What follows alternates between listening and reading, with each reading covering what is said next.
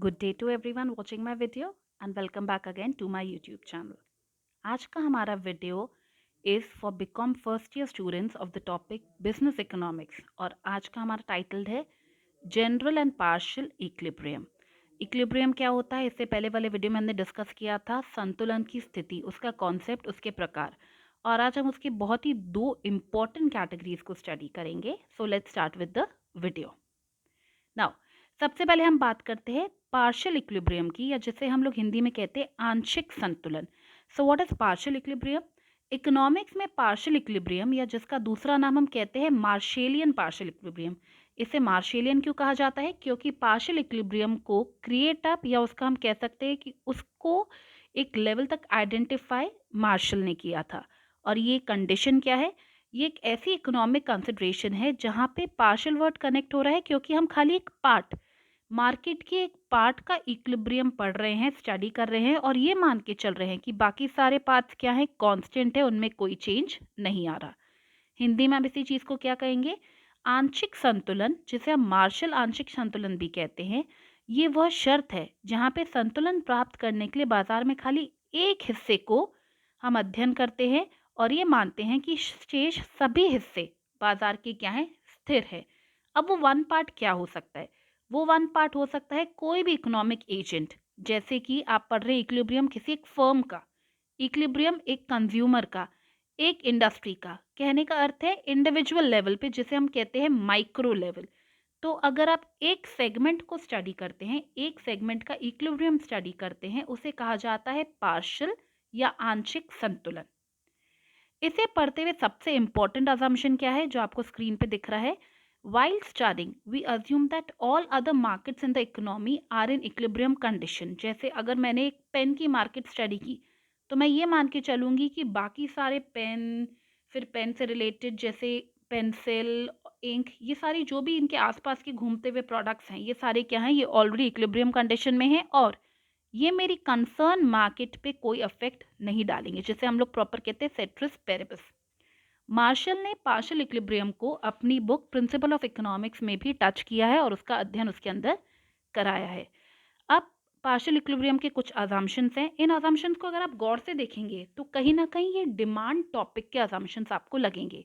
जैसे सबसे पहला अजम्पशन क्या है कि आप जिस भी कमोडिटी का संतुलन बिंदु ढूंढ रहे हैं या निकाल रहे हैं, उसका प्राइस क्या है आपको पता है, और पता होने के साथ साथ वो प्राइस क्या है, कांस्टेंट है, स्थिर है।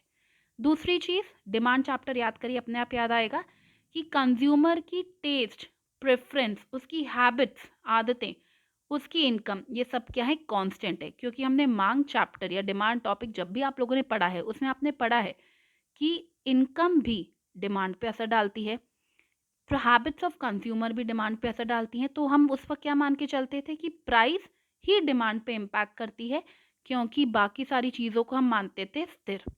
इसी तरह से एक और फैक्टर जो बहुत इंपॉर्टेंट है, रिलेटेड गुड, संबंधित वस्तुएं, उनकी कीमत भी क्या रहेंगी, जानी हुई रहेंगी और कांस्टेंट रहेंगी। अब रिलेटेड गुड्स कौन से होते थे? सब्स्टिट्यूट गुड और कॉम्प्लीमेंट्री गुड। सब्स्टिट्यूट गुड्स को हम क्या कहते थे? प्रतिस्थानिक, जो एक गुड की जगह दूसरा यूज किया जा सकता है, जैसे पेन और पेंसिल, टी या कॉफ़ी। तो इस केस में हम ये मान के चल रहे हैं कि अगर मेरा प्रोडक्ट पेन है तो उसका सब्स्टिट्यूट हम जनरली क्या लेते हैं? पेंसिल। अगर मेरा प्रोडक्ट टी है तो उसका सब्स्टिट्यूट हम क्या मानते हैं? कॉफ़ी। तो कॉफ़ी या पेंसिल, इनकी कीमत में कोई बदलाव नहीं आएगा। इसी तरह से दूसरा प्रोडक्ट क्या है? कॉम्प्लीमेंट्री या पूरक। ये वो वस्तुएं होती हैं जो मेरे प्रोडक्ट की मांग के साथ मांग जाती हैं, क्योंकि ये दोनों मिलके ही कुछ चीज़ को पूरा करते हैं। जैसे पेन के साथ इंक, ब्रेड के साथ बटर। तो अगर मेरा प्रोडक्ट ब्रेड है तो बटर उसका कॉम्प्लीमेंट्री है, दोनों साथ में जॉइंट डिमांड को क्रिएट करते हैं। फिलहाल के लिए हमें क्या समझना होता है कि रिलेटेड गुड्स या सब्स्टिट्यूट गुड्स के प्राइस हमें पता है, और पता होने के साथ साथ उनमें कोई चेंज नहीं आ रहा है। देन द फोर्थ अजम्पशन कि industry is easily availed with factors of production. उत्पादन के जो कारक हैं वो हमें ज्ञात हैं, उन्हें हम आसानी से पा रहे हैं, जैसे लैंड, लेबर, कैपिटल, एंटरप्रेन्योरशिप। इनके बारे में हमें इजीली अवेलेबिलिटी मिल रही है। साथ में इनके प्राइजेस में कोई चेंजेस नहीं आ रहे, और प्रोडक्शन या उत्पादन की जो विधि है वो भी निरंतर सेम ही रहेगी। And the last assumption, prices of the product that the factors of production are helping in producing, मतलब जो वस्तु हम बना रहे हैं उसके प्राइजेस में कोई बदलाव नहीं है, उसकी क्वांटिटी में कोई बदलाव नहीं है, और ये सब बातें हमारे फैक्टर्स ऑफ प्रोडक्शन में नोन है। Now certain limitations of partial equilibrium. Limitation क्या है? हम लोग खाली एक सेगमेंट को पढ़ रहे हैं, एक पोर्शन अर्थव्यवस्था का पढ़ रहे हैं, जबकि अर्थव्यवस्था खाली एक पोर्शन नहीं है।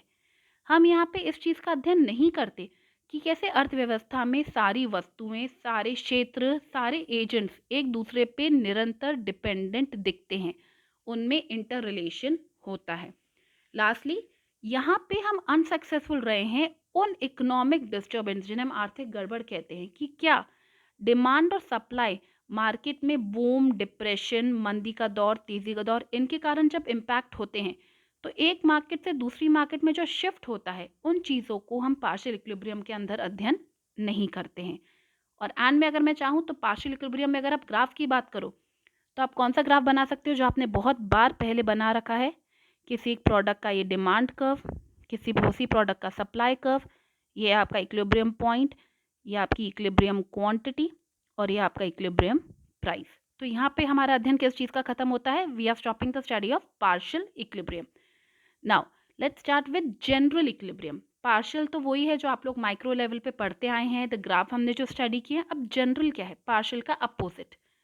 जनरल इक्विलिब्रियम को डेवलप किया था फ्रेंच इकोनॉमिस्ट लियोन वॉलरस ने 19th सेंचुरी में, और उनके डेवलपमेंट के कारण ही कहीं ना कहीं जनरल इक्विलिब्रियम को वॉल्सेरियन इक्विलिब्रियम भी कहा जाता है। यहाँ पे हम मैक्रो लेवल पे स्टडी कर रहे हैं, क्योंकि हम पूरी इकोनॉमी को स्टडी कर रहे हैं, इंडिविजुअल मार्केट को नहीं पढ़ रहे हैं। इंडिविजुअल एक एक मार्केट नहीं, the complete economy studied in Walrasian equilibrium. Now the journal equilibrium deals with problem that whether an independent action by economic agents like producer ले लो, consumer ले लो, तो ये equilibrium position पे कैसे पहुंचेगा। what we are trying to study कि independently जो हमारे आर्थिक एजेंट हैं उन्होंने हमारी पोजीशन को इक्विलिब्रियम पे पहुंचाया है या नहीं पहुंचाया है। यहाँ पे सारे इकोनॉमिक एजेंट्स को स्टडी किया जाता है, और ऑल इन ऑल हम कह सकते हैं संपूर्ण अर्थव्यवस्था, सारे मार्केट्स के इक्विलिब्रियम को पढ़ा जाता है, क्योंकि ये पार्शियल नहीं है, ये एक सेगमेंट नहीं, ये पूरी अर्थव्यवस्था को एक साथ स्टडी करता है। इसका मतलब क्या है? ये एक ऐसी सिचुएशन बताता है। यहाँ पे एक सेंटेंस बहुत इंपॉर्टेंट है which you need to understand. It implies a state, a condition where all that is required to be sold are purchased। General equilibrium एक ऐसी अवस्था है जहां जितनी भी गुड्स और सर्विसेज को बेचा जाना है वो एक्चुअली सब खरीदे जा रहे हैं। कंज्यूमर को मैक्सिमम सेटिस्फैक्शन मिल रहा है, जिसे हम कहते हैं उनको अधिकतम संतुष्टि मिल रही है, और साइड बाय साइड प्रोड्यूसर्स को मैक्सिमम लाभ, अधिकतम प्रॉफिट मिल रहा है।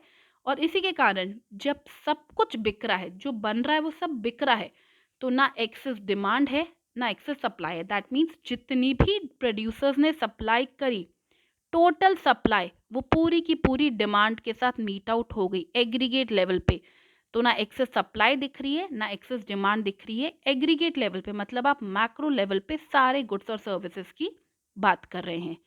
लेकिन इसमें भी कुछ लिमिटेशंस आ जाते हैं। जैसे सबसे पहला लिमिटेशन है कि ये अनरियलिस्टिक है, रियलिटी में ऐसा हो नहीं पाता, और ये कहीं ना कहीं एक स्टेटिक एनालिसिस है, स्थैतिक विश्लेषण है। क्यों? All are consuming and producing the same goods. हम ये मान के चल रहे हैं जो भी आ रहा है सब बिक रहा है, सेम टाइप ऑफ गुड्स हैं, तो कोई प्रॉब्लम नहीं है। बट रियलिटी में ऐसा नहीं होता। जितना भी बनता है वो सारा बिक जाए, ये बहुत ही रेयरेस्ट, आज तक हमने ऐसा कभी सोचा नहीं है कि ऐसी कोई कंडीशन निकल कर आती है। नाउ वॉल्सेरियन के अजम्पशंस देखिए।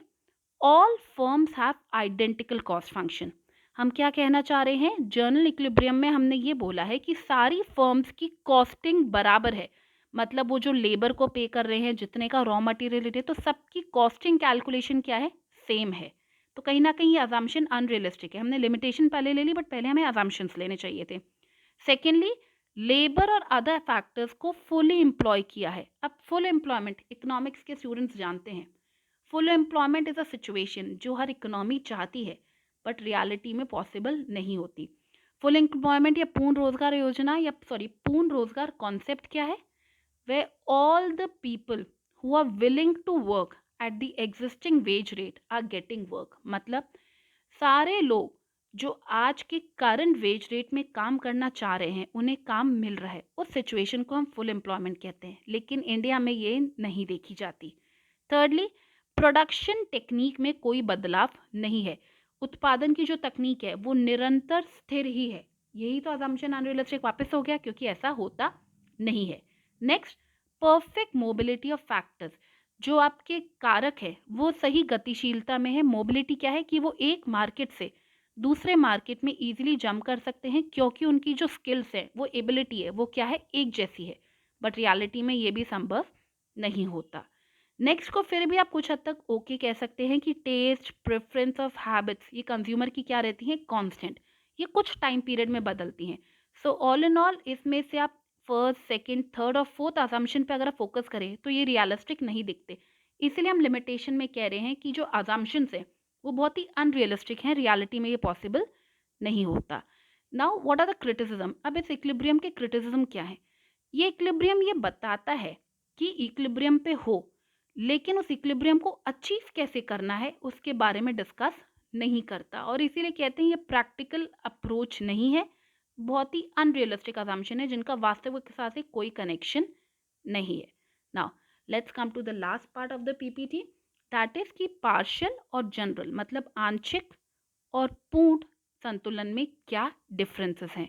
हमने यहाँ पे 5 पॉइंट्स लिए हैं जहाँ से हम पढ़ेंगे। सबसे पहले मीनिंग की बात करें तो पार्शियल इक्विलिब्रियम क्या करता है, ये इक्विलिब्रियम पड़ता है इंडिविजुअल लेवल पे। वो इंडिविजुअल लेवल आपका कंज्यूमर हो सकता है, फर्म हो सकती है, इंडस्ट्री हो सकती है, या मार्केट हो सकती है। That means we are studying a segment.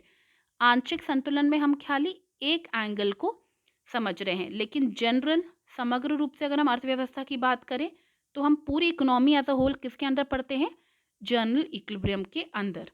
अब क्योंकि पार्शियल के अंदर हम खाली एक इकोनॉमिक एजेंट या एक का एंगल पढ़ रहे हैं तो व्हाट वी हैव, हमारे पास खाली एक विचारधारा, एक सिंगल डिटर्मिनेंट है। बट जनरल इक्विलिब्रियम के अंदर हम सारे फैक्टर्स को एक साथ कंसिडर कर रहे हैं तो all determinants are included. Now dependency की अगर हम बात करें तो जनरल इक्विलिब्रियम और पार्शियल के अंदर जनरल में हम पूरी अर्थव्यवस्था को पढ़ रहे हैं, मतलब हम क्या कर रहे हैं, इंटरडिपेंडेंस भी स्टडी कर रहे हैं, उनमें आपसी निर्भरता भी स्टडी कर रहे हैं। बट पार्शियल में मैंने खाली एक कमोडिटी, एक कंज्यूमर, एक फर्म का इक्विलिब्रियम स्टडी किया, मतलब मैं ये मान के चल रही हूँ कि वो इंडिपेंडेंट एनालिसिस है, वो दूसरे प्रोडक्ट से कनेक्ट नहीं होता। अब क्योंकि पार्शियल में यह जस्ट डीलिंग विद इंडिविजुअल, व्यक्तिगत स्तर पे, तो वो कहाँ यूज होता है, माइक्रो के अंदर। लेकिन जनरल क्योंकि पूरी अर्थव्यवस्था है और मैक्रो के अंदर पूरी अर्थव्यवस्था कवर होती है, so we are dealing with macro analysis. The last one is quite interesting. कहा जाता है पार्शियल इक्विलिब्रियम एक वर्म, जैसे कहते हैं कीड़े, एक कृमि की दृष्टि से देखा जाता है। वर्म्स वो होते हैं तो ज़मीन पे चलते हैं और वो ऊपर देखते हैं, तो उन्हें ऊपर हर चीज़ बहुत बड़ी दिखती है। तो इसीलिए वर्म पॉइंट ऑफ व्यू से हम खाली एक पेन का इक्विलिब्रियम स्टडी कर रहे हैं तो हमें वो बहुत बड़ा दिख रहा है। लेकिन जनरल इक्विलिब्रियम क्या है, बर्ड आई व्यू। बर्ड्स मतलब बर्ड्स अगर ऊपर से देखती है तो नीचे वाली सारी चीज़ों ने क्या दिखती है, छोटी। तो आप पूरी इकोनॉमी को ऊपर से स्टडी कर रहे हो तो आपने पूरी इकोनॉमी के सारे इक्विलिब्रियम को एक साथ स्टडी किया है। तो वी से journal equilibrium is a bird eye view and partial equilibrium is a warm eye view. So that's all for today's video. Thank you so much for watching.